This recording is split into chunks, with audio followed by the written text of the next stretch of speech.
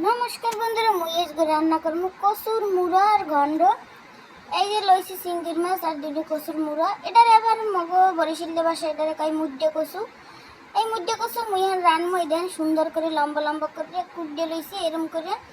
আর এটারে একলে জল দিয়ে সেদ্ধ বসাই দিমু সুন্দর করে, আর একটু হলুদ দিমু। এর মধ্যে হলুদ দিয়ে একলে সুন্দর করে এটারে সেদ্ধ করে নিতে হইবে। হলুদগুলো দিয়ে দিছি। আর এটা সেদ্ধ হওয়ার অপেক্ষা। এই যে সেদ্ধ হয়ে গেছে প্রায়। দেখেন এই যে চামচ লইছি করে কাটিয়ে যায় সুন্দর করে সেদ্ধ করে হয়ে গেছে। এটার মুই ডালি লাগলে সেককে ভালো করে ধুয়ে লমু।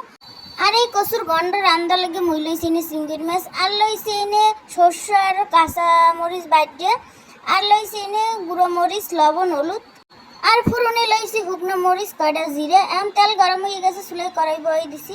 কড়াইয়ের এই তেলের মধ্যে দিয়ে দেবো এখন এই শুকনো মরিচ আর এই যে জিরাটা একটু ভাজা ভাজা হয়ে গেলে এর মধ্যে এই যে লবণ আর হলুদ মাহা চিংড়ির মাছটুক দিয়ে ভালো করে ভাজি নিব।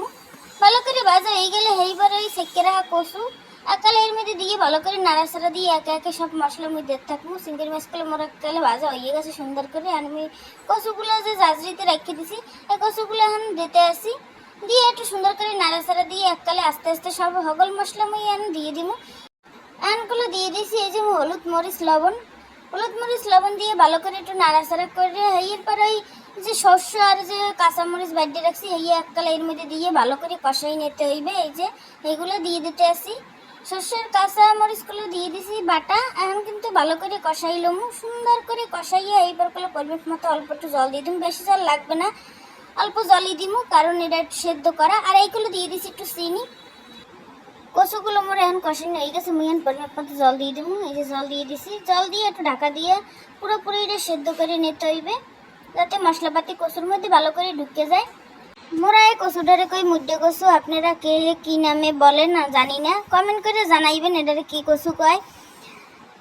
আর এরকম কচুর ঘন্ট অবশ্যই একবার হইলেও বাসায় ট্রাই করে দেখবেন, খুবই কিন্তু মজা রয়েছে। একবার হইলেও খাইয়ে দেখবেন কচুর ঘন্ট এরকমের করে রান্না করে। কচুর গন্ডগুলো মোর এখন রান্না হয়ে গেছে। এখন মুইগুলো একটু গরম মশলা দিয়ে লামাইলাম। এই যে গরম মশলা দিয়ে দিছি, গরম মশলা দিয়ে গুলো এখন লামাই আপনাকেও দেখাইতেছি। দেন কি সুন্দর একটা কালার আইছে, দেখতেও যেমন সুন্দর হয়েছে, খাইতে কিন্তু জম্মির মজা হয়েছে। বাসায় একবার হইলেও আপনারা এরকম কচুর গন্ড ট্রাই করে দেখবেন। ভিডিওটা যদি আপনাকে ভালো লাগে তাইলে যারা ফেসবুক পেজ থেকে দেখেন পেজটা ফলো দিয়ে লাইক কমেন্ট শেয়ার করে দেবেন, যারা ইউটিউব চ্যানেল থেকে দেখেন চ্যানেলটা সাবস্ক্রাইব করে দেবেন। ভালো থাকবেন সবাই, সুস্থ থাকবেন।